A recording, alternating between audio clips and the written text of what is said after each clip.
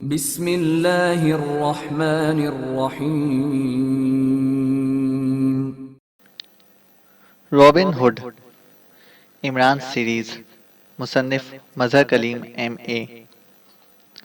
Robin hood अपने दफ्तर में अपने मखसूस मेज पर शराब की बोतलें सजाए मुसलसल शराब पीने में मसरूफ था। 8 बोतलों की केचियां फर्श पर बिखरी हुई थीं, जबकि 10 के करीब बोतलें अभी तक मेज पर भरी हुई मौजूद थीं। वो ट्रेगर अभी तक नहीं लौटा। 2 घंटे से ज्यादा वक्त हो गया है। उसे अब तक आ जाना चाहिए था।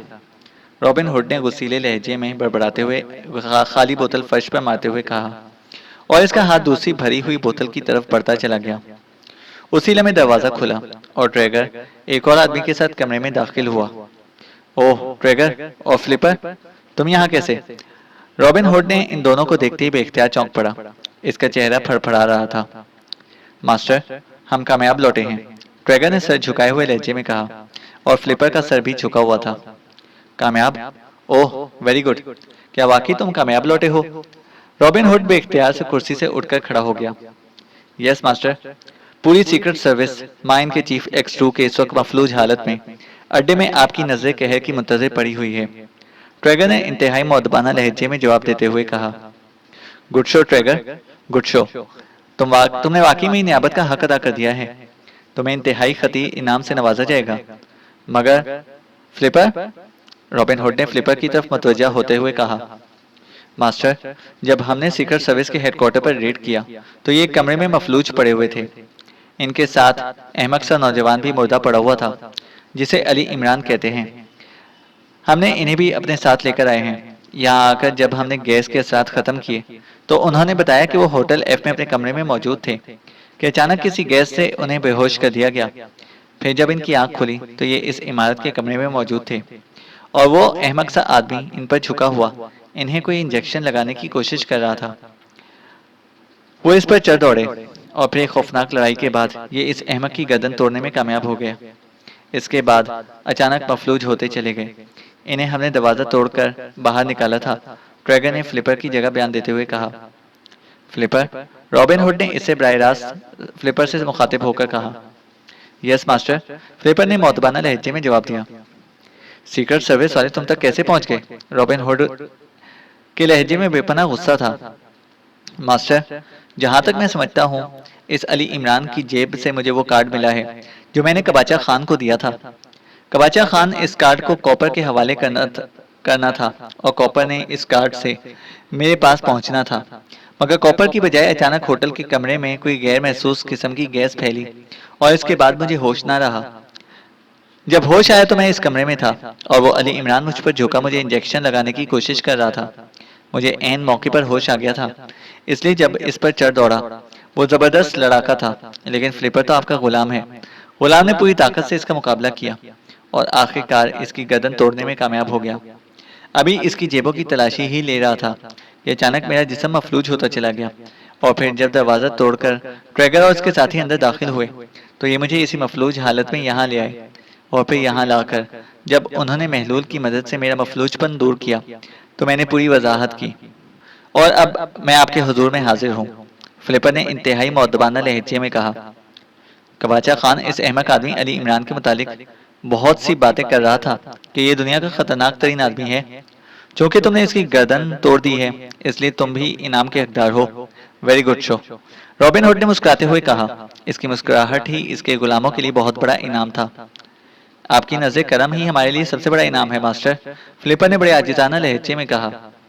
ट्रेगर, वो दुनिया की ताकतवर तरीन सीक्रेट सर्विस और इसका चीफ कहाँ है? मैं इनकी शक्लें देखना चाहता हूँ। रॉबिन हुड ने मेज पर पड़ी हुई भरी बोतल उठाते हुए कहा। वो पहली राहदारी के कमरों में मफलूज हालत में पड़े हुए हैं। इमरान की लाश भी वहीं मौजूद है। मैंने इस नकाबपोश को, जो इनका चीफ है, अलहदा कमरे में बंद कर दिया है, और बाकी मेंबरों को अलहदा कमरों में। वो सब मफलूज पड़े हैं, ट्रेगर ने जवाब देते हुए कहा। इन सबको बड़े हॉल में पहुंचा दो। हम अपने हाथों से इन्हें मौत के घाट उतारेंगे। और सुनो, इस चीफ का नकाब मत उतारना। हमें मालूम हुआ है कि वो अपने ही मेंबरों से खुफिया रहता है। आज हम इसके मेंबरों के सामने इसकी नकाब कुशाई करेंगे। रॉबिन हुड ने खुशी से हंसते हुए कहा। इसका चेहरा जो हर वक्त गुस्से से बिगड़ा रहता था, आज खिलाफ तवक्का खुशी से खिला पड़ रहा था। बेहतर मास्टर, मैं अभी तमाम इंतजाम करके आपको इत्तला करता हूँ ताकि आप तशरीफ ला सकें, ट्रेगर ने मौतबाना लहजे में कहा। फिर तेजी से मुड़कर दरवाजे से बाहर निकलता चला गया। बैठो फ्लिपर, अब तुम आ गए हो तो ये नज़ारा भी देखते जाओ। और तुम ये बताओ कि सियासी मिशन कहाँ तक पहुंचा है? रॉबिन हुड ने कुर्सी पर बैठते हुए कहा और फ्लिपर भी सामने रखी हुई कुर्सी पर मौदबाना अंदाज में बैठ गया।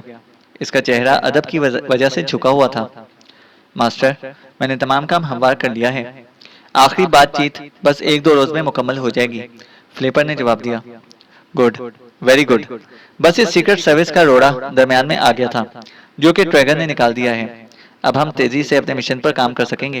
रॉबिन हुड ने शराब की बोतल को मुंह की तरफ ले जाते हुए बड़े तकब्बुराना अंदाज में कहा, और फिर फ्लिपर खामोश बैठा रहा और रॉबिन हुड मुसलसल शराब चढ़ाता चला गया। वो खाली बोतल जोर से फर्श पर दे मारता और फिर भरी हुई बोतल उठा लेता। थोड़ी देर बाद ट्रैगर दोबारा अंदर दाखिल हुआ। सब इंतजामात मुकम्मल है मास्टर, ट्रैगर ने अंदर दाखिल होकर मौदबाना लहजे में कहा। गुड शो, लेकिन ये तो बताओ कि तुमने क्या तरीके का इख्तियार किया है? रॉबिन हुड ने मेज के पीछे से निकलकर दरवाजे की तरफ बढ़ते हुए कहा। फ्लिपर भी मौदबाना अंदाज में खड़ा हो गया और फिर रॉबिन हुड आगे आगे और ट्रैगर और फ्लिपर मौदबाना अंदाज में पीछे चलते हुए इसके पीछे कमरे से बाहर निकल गए। ट्रैगर बड़े मौदबाना अंदाज में मुख्तसरन बता रहा था कि इसने हेडक्वार्टर में मौजूद मकामी फौजी वर्दियों का इस्तेमाल किया और अपने आदमियों को मकामी फौजियों के रूप में तैयार करके ले गया। इनका बाकायदा मेकअप किया गया था। एक मेंबर ने साहिल समंदर पर 4 फौजी गाड़ियों के मौजूद होने की इत्तला दी थी। कुछ फौजी इन गाड़ियों में सवार होकर पिकनिक मनाने आए थे। चुनाचा हम वो गाड़ियां ले उड़े। इन फौजियों को हलाक कर दिया गया। इस तरह मकामी फौजियों के रूप में हमने इस इमारत को घेर लिया। सड़क ब्लॉक कर दी गई। फिर मैंने रेड लाइन गैस के शेल अंदर फेंके और बाद अज़ां गैस मास्क चढ़ाकर हम अंदर दाखिल हो गए। रेड लाइन गैस ने आनंद फानंद इमारत में मौजूद हर शख्स को मफलूज कर दिया था। इत्तफाक से एक कमरे में हमें बहुत से आदमी मफलूज मिले। एक नकाबपोश मिला और फिर एक कमरे का दरवाजा तोड़ा तो फ्लिपर और इमरान की लाश मिली। बाकी पूरी इमारत खाली थी। चूंकि हमें किसी भी वक्त ट्रेस किया जा सकता था, इसलिए हमने इमारत को तबाह नहीं किया, बल्कि फौरी तौर पर वापस निकल गए। वैसे भी इस इमारत में कोई ऐसी बात ना थी कि उसे तबाह करने की से कोई फायदा उठाया जा सकता। साहिल समुंदर पर हमारी कारें मौजूद थीं। वहां से इन सब लोगों को कारों में मुंतकिल किया गया। फौजी गाड़ियों को वहीं छोड़ दिया गया और इस तरह हमने इन सबको लेकर बगैर किसी ताकुब के अड्डे में पहुंच गए। ट्रैगर ने तफसील बताते हुए कहा। ओह, तुमने वाकई इंतहाई जहानत से काम लिया है। इस रूप में तुम्हें कोई किसी भी कार्रवाई से रोक ना सकता था। गुड शो, रॉबिन हुड ने सर हिलाते हुए कहा और फिर एक राहदारी में मुड़कर एक दरवाजे को धकेलता हुआ अंदर दाखिल हो गया। इसके अंदर जाने के बाद ट्रैगर और फ्लिपर भी अंदर दाखिल हो गए। ये एक बड़ा सा हॉल कमरा था जिसमें सीक्रेट सर्विस के मेंबरान को कुर्सियों पर इसी मफलूज हालत में बिठा दिया गया था। इन सब को एक रॉ में बिठाया गया था, जबकि इनके सामने एक कुर्सी पर एक्स2 बैठा था।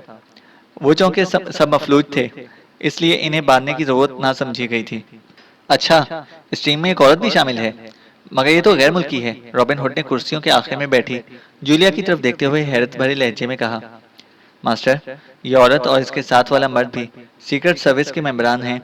इन्हें हेडक्वार्टर के करीब घूमते हुए मशकूक हालत में पकड़ा गया था और फिर जीरो मीडियम मशीन के जरिए इनसे सब कुछ उगलवा लिया गया।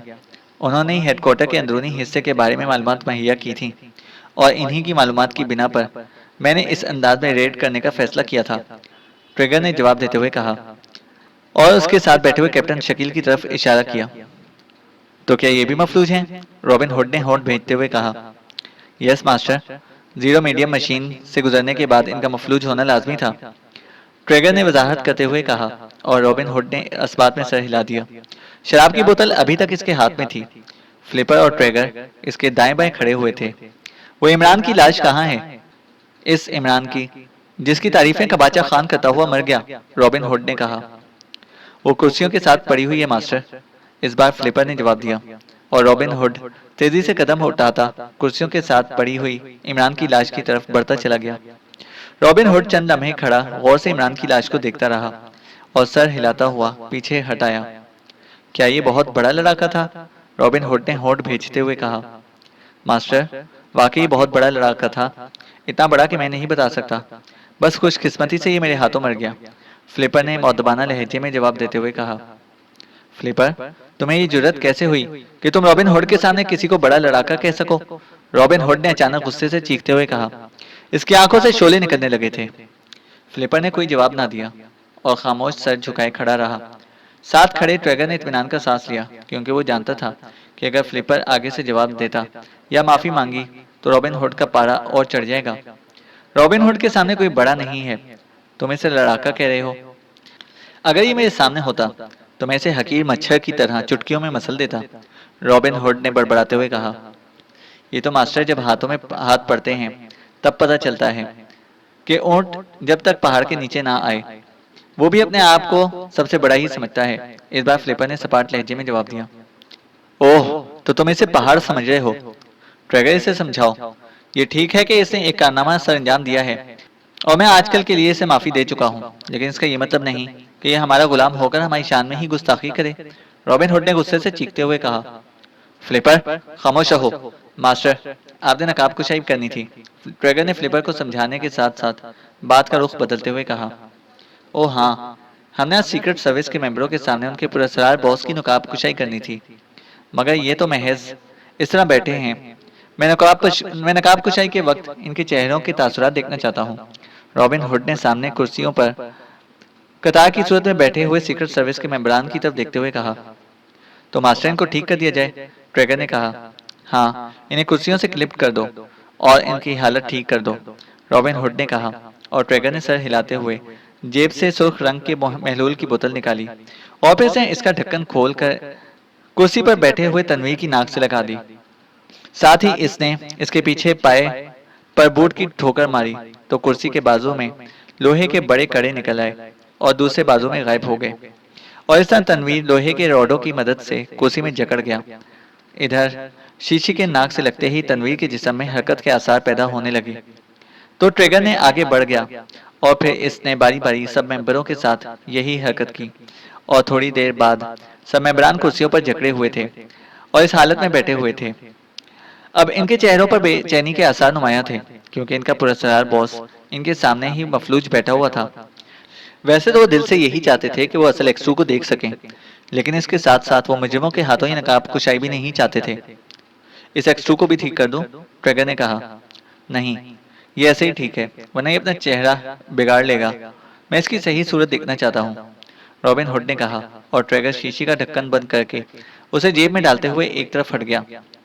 सुनो सीक्रेट सर्विस के मेंबरों, तुमने रॉबिन हुड की ताकत देखी। रॉबिन हुड और फतह एक ही लफ्ज के दो मायने हैं। तुम्हारी सीक्रेट सर्विस पूरी दुनिया में ताकतवर समझी जाती है, और तुम्हारा वो अहमक अली इमरान जो अब लाश की सूरत में तुम्हारे साथ पड़ा है, इसके कारनामों की पूरी दुनिया में धूम थी। लेकिन तुमने देखा कि जब रॉबिन हुड ने चाहा तो तुम्हारा ये अहमक आदमी भी अपनी गर्दन तुड़वा बैठा, और तुम्हारी पूरी टीम बेबसी के आलम में यहाँ पहुंच गई, और तुम्हारा ये चीफ जिसे सारी दुनिया पुरस्कार समझती है, इस वक्त किस तरह बेबसी के आलम में तुम्हारे सामने बैठा है। रॉबिन हुड अजीम है, रॉबिन हुड अजीम तर है, रॉबिन हुड अजीम तरीन है, रॉबिन हुड वक्त का बादशाह है, सारी दुनिया रॉबिन हुड की गुलाम है। तुम्हारे इस चीफ ने 2 रोज के अंदर रॉबिन हुड को गिरफ्तार करने का दावा किया था, और देखो अभी 1 रोज भी पूरा नहीं गुजरा कि तुम और तुम्हारे चीफ समेत हकीर कीड़ों की तरह हमारे सामने मौजूद हो। तुम्हें अच्छी तरह अंदाजा हो गया है कि रॉबिन हुड कितनी अजीम ताकत का मालिक है, और अब जब मैं तुम्हारे चीफ और तुम्हारी मस्ख लाशें तुम्हारी हुकूमत और अवाम के सामने फेंकूंगा, तब उन्हें इस बात का इस तरह अंदाजा हो जाएगा कि रॉबिन हुड से टकराने वाला मौत को दावत देता है। रॉबिन हुड ने बड़े जोशीले लहजे में पूरी तकरीर करते हुए कहा।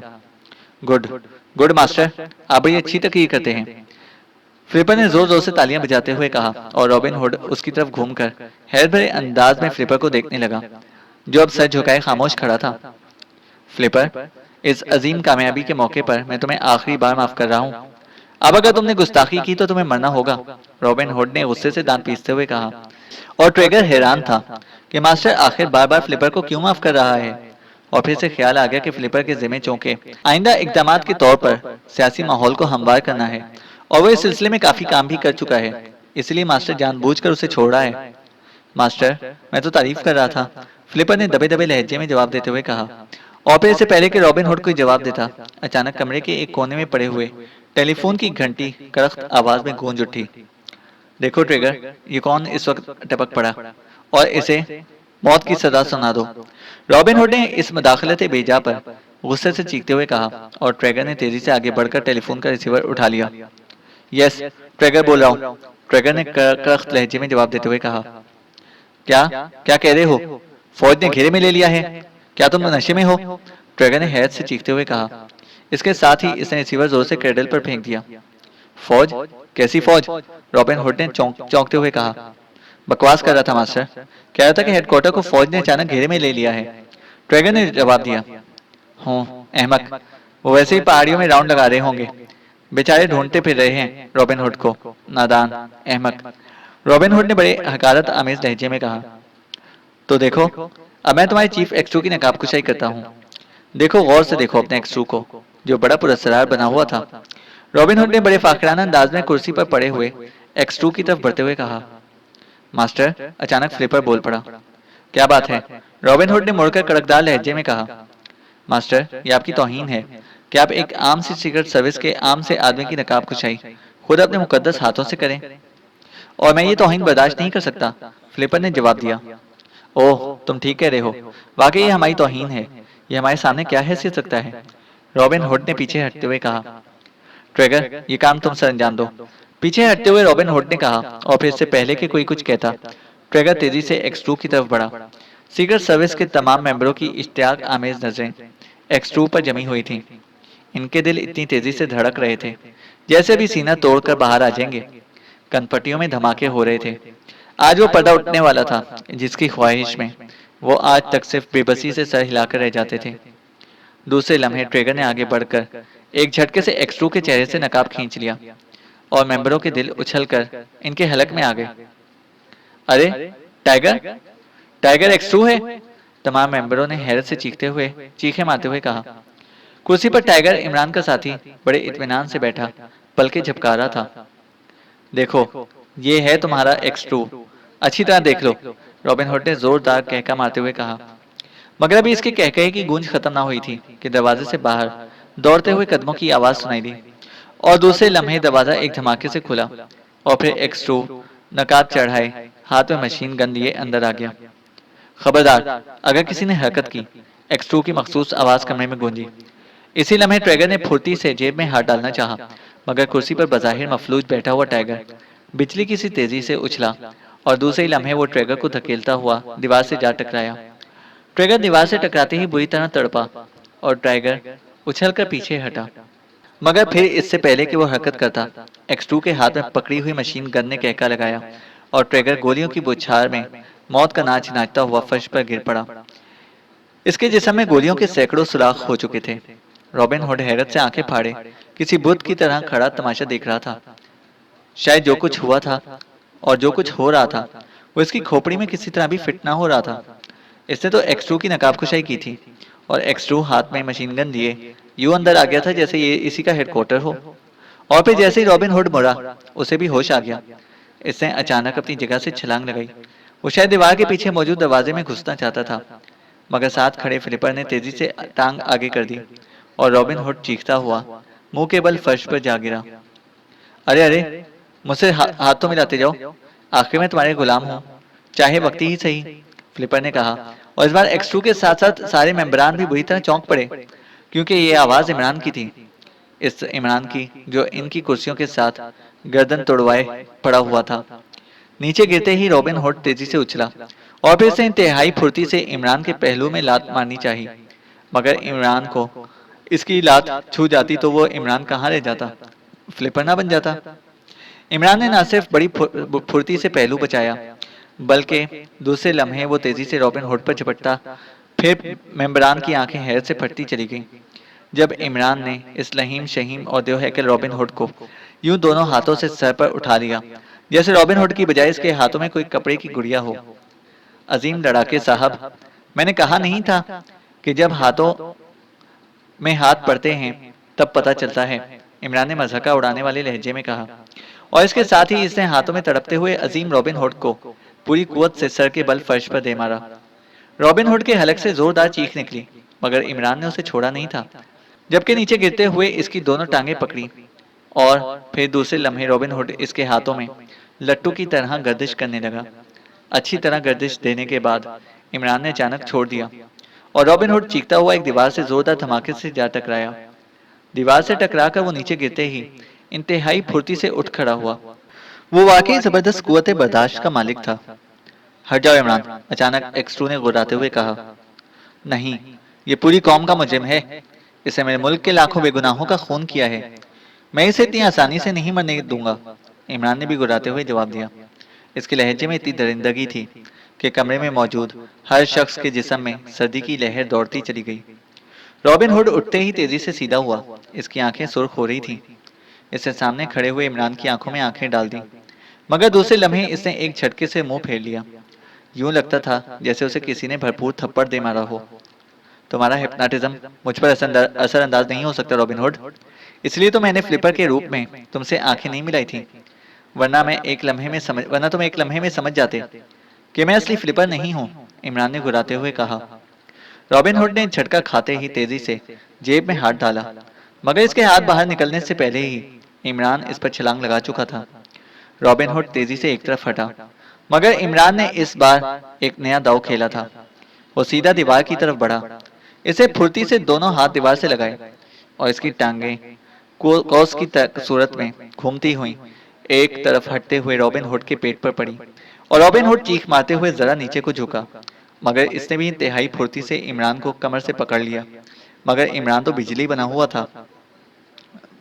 जैसे ही रॉबिन हुड ने इमरान को पकड़ा, इमरान पारे की तरह तड़पा और दूसरे लम्हे इसकी एक उंगली किसी खंजर की तरह रॉबिन हुड की आंख में घुसती चली गई और रॉबिन हुड ने इतनी जोरदार चीख मारी कि पूरा हॉल लरज उठा। चीख मारते ही इसने इमरान को खुद ही छोड़ दिया। इसकी आंख से खून का मलगूबा सा बह निकला था और इसकी आंख में गड़ा पड़ गया था। इन्हीं आंखों से तुमने सारों को अपना गुलाम बना रखा था। मैं तुम्हारी आंखों को इस काबिल ही नहीं छोड़ूंगा कि आइंदा तुम किसी को गुलाम बना सको, इमरान ने गुस्से से धारते हुए कहा। रॉबिन हुड ने दोनों हाथ अपनी जाया शुदा आंखों पर रखे हुए थे और वो दर्द की शिद्दत से बुरी तरह चिल्ला रहा था। इसकी सारी ताकत खत्म हो चुकी थी। दूसरे लम्हे इमरान ने एक बार फिर इस पर छलांग लगाई और इसकी दोनों टांगें पूरी कुव्वत से रॉबिन हुड के सीने पर पड़ी और वो एक धमाके से पिछली दीवार से जा टकराया। इमरान कलाबाजी खाकर उठा और फिर इसकी टांगें नीचे गिरे हुए रॉबिन हुड की गर्दन के गिर्द कैंची बनती चली गईं और दूसरे लम्हे इमरान ने अपने जिस्म को पूरी कुव्वत से गर्दिश दी। इसके दोनों बाजू जमीन पर टिके हुए थे और जिस्म गर्दिश कर रहा था। इमरान के जिस्म में न जाने अल्लाह ताला ने कैसी ताकत भर दी थी कि चक्कर खाते ही देव हैकल रॉबिन हुड भी इसके जिस्म की तरह गर्दिश खाता चला गया और इसका जिस्म इस कुर्सी से जा टकराया जिस पर चंद लम्हे पहले टाइगर बतौर एक्स2 बैठा हुआ था। इसके साथ ही इमरान ने कलाबाजी खाई और फिर रॉबिन हुड के हलक से एक और चीख निकली और इसकी गर्दन इमरान की टांगों के साथ ही मुड़ती चली गई। दूसरे लम्हे इमरान उछलकर खड़ा हो गया और रॉबिन हुड फर्श पर पड़ा हुआ बुरी तरह उछल रहा था। अब ये कभी सर उठाकर ना चल सकेगा, इमरान ने संजीदा लहजे में कहा और फिर पीछे हटता चला गया। इतनी देर में टाइगर ने सीक्रेट सर्विस के मेंबरान की कुर्सियों को ठोकरें मारकर उन्हें आज़ाद करा चुका था। इमरान जैसे ही पीछे हटा, इससे कमरे में मुसल्लह अफवाज के अफसरों को भी हैरतज़दा अंदाज में खड़े देखा। अब आप इसके हाथों में हथकड़ियां डाल सकते हैं। मैंने इसे जिंदा से फिसली छोड़ दिया है ताकि इस बदबख्त को, जो खुदाई के दावे करता फिर रहा था, अवाम के सामने पेश किया जा सके, इमरान ने बड़े संजीदा लहजे में कहा। रॉबिन हुड अब उठकर खड़ा होने में कामयाब हो गया था, मगर अब इसका सर आगे को झुका हुआ था। वो कराहते हुए बार बार झटके देकर सर को ऊपर करना चाहता था, लेकिन न जाने इमरान ने गर्दन के मोहरों को किस तरह घुमा दिया था कि सर किसी सूरत भी ऊंचा ना हो रहा था और इसकी थोड़ी सीने से लगी हुई थी। अच्छा जनाब, अब हमें इजाज़त दीजिए और अपना कारोबार संभालिए। मैंने भी जाकर वो नुस्खा भी टाइगर से पूछना है जिसकी मदद से वो इतनी देर एक्स2 बना रहा। चलो कभी हमारे भी काम आ जाएगा, और कुछ नहीं तो मिस जूलियाना फिट्जवाटर तो रोब में आ ही जाएगी, इमरान ने मुस्कुराते हुए कहा। बॉस देखिए, जूलिया ने घबराकर एक्स2 से शिकायत करने वाले लहजे में कहा, मगर इतनी देर में इमरान टाइगर का हाथ पकड़े दरवाजा क्रॉस कर चुका था। दानिश मंजिल का मीटिंग हॉल एक बार फिर सीक्रेट सर्विस के मेंबरान से भरा हुआ था। इमरान अपने मखसूस टेक्निकल लिबास में कुर्सी पर अकड़ूं बैठा था। जैसे धूप में बिठाए हुए उल्लू की तरह आंखें झपका रहा हो। इमरान साहब, आपने रॉबिन हुड को बड़ी खौफनाक सजा दी है। सफदर ने मुस्कुराते हुए इमरान से कहा। तौबा तौबा, इमरान तो इस वक्त आदमी ही नहीं लग रहा था, मुझे तो खौफ से फुरेरियां आ रही थी। जूलिया ने आंखें फाड़ते हुए कहा। क्या आ रही थी? इमरान ने आंखें फाड़ते हुए पूछा। फुरेरियां, कैप्टन शकील ने मुस्कुराते हुए जूलिया की बात का जवाब दिया। ओह, फुरेरियां, अच्छा अच्छा, फुरेरियां, मैं समझा था लवेरियां। इमरान ने बुरा सा मुंह बनाते हुए कहा। लवेरियां, वो क्या होती हैं? सफदर ने हंसते हुए पूछा। अरे, तुम लवेरियां नहीं जानते? भाई, कैसे कैसे जायद खुश किस्म के आदमी हो। मोहब्बत को अंग्रेजी में लव कहते हैं, और जब किसी से लव हो जाए तो फिर लवेरियां ही आ सकती हैं। और ये तो मुझे मालूम है कि जूलिया को यकीनन लवेरियां आ रही होंगी, मगर तनवीर के डर से ये फुरेरियां कह रही है। समझा करो नादान जमाने वाले। इमरान ने बाकायदा हाथ नचा नचा कर जवाब देते हुए कहा, और आखिरी अल्फाज से इसे बाकायदा लहक कर अदा किए। शट अप, जरा सी बात को करो तो सर पर ही चढ़ जाते हो। जूलिया ने आंखें निकालते हुए कहा। लो भाई, अब लवेरियां सर तक पहुंच चुकी हैं।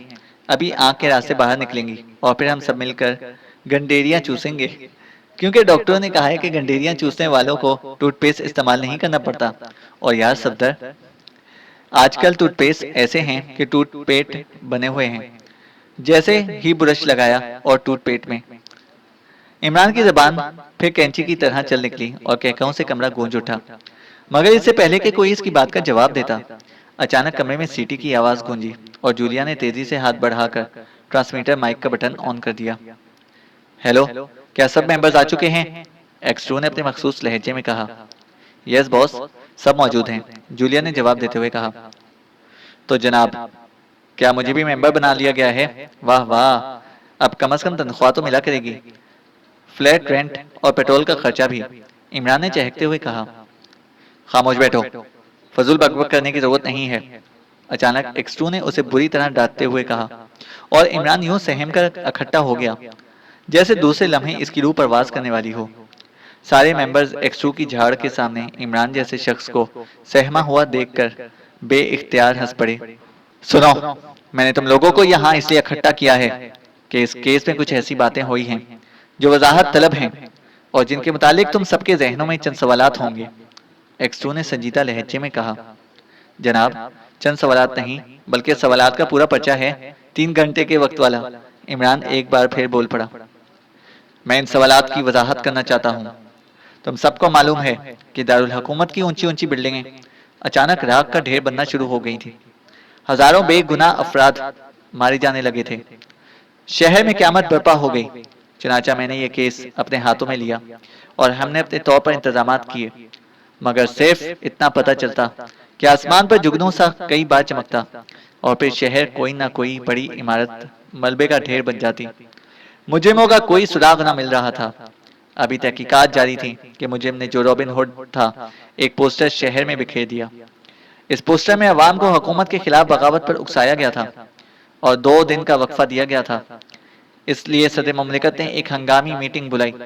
चूंकि हालात बेहद नाजुक थे, इसलिए मैंने सदर मुमलिकत को यकीन दिलाया कि मैं इन्हीं 2 रोज के वक्फे में मुजरिम को पकड़ लूंगा। इस ऐलान के बाद हमने सरगर्मियां तेज कर दी।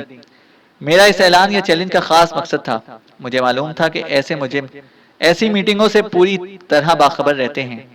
चुनाचा मुझे इल्म था कि मेरा ये चैलेंज मुजरिम तक पहुंच जाएगा, और चूंकि मुजरिम अपनी अजमत के एहसास से बर्तरी का शिकार था, इसलिए इंसान की नफ्सियात के ऐन मुताबिक वो मेरी तरफ मुतवज्जा हो जाएगा और इस तरह इसका क्ल्यू मिलना आसान हो जाएगा। और फिर वही हुआ। मुझे तो वो फौरी तौर पर ट्रेस ना कर सके। अलबत्ता इमरान का इन्हें पता चल गया और वो इमरान पर चढ़ दौड़े। इमरान को अगवा कर लिया गया। इमरान को मैंने पहले ही आगाह कर दिया था। चुनाचा इमरान ने अपने साथी टाइगर को अपनी निगरानी पर लगा दिया था।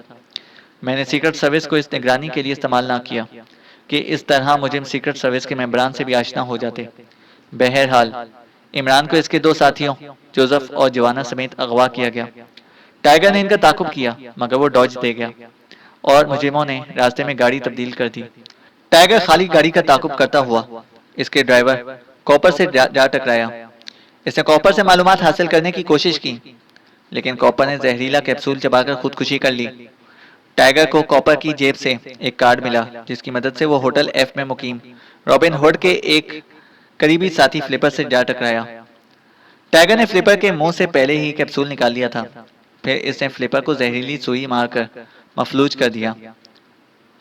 फिर जूलिया और कैप्टन शकील जॉनी क्लब गए और वहां वो इत्तेफाक से रॉबिन हुड के आदमी रॉबर्ट से टकरा गए। जूलिया ने रॉबर्ट पर जाल डाला और रॉबर्ट उसे लेकर फ्लिपर के पास आ गया।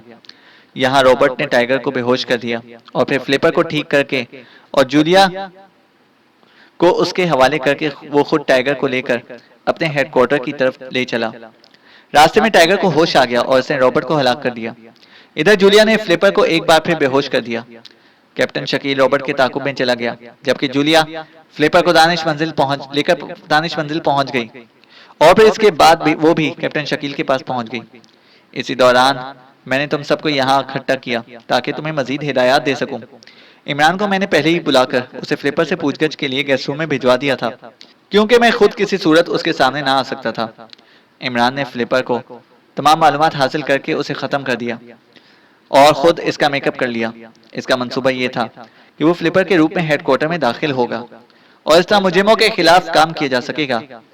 मुजरिमों ने भी साइंसी तरीके से दानिश मंजिल का सुराग लगा लिया था, क्योंकि इमरान, जोसेफ और जवाना समेत रॉबिन हुड के नायब कबाचा खान के हत्थे चढ़ गया था।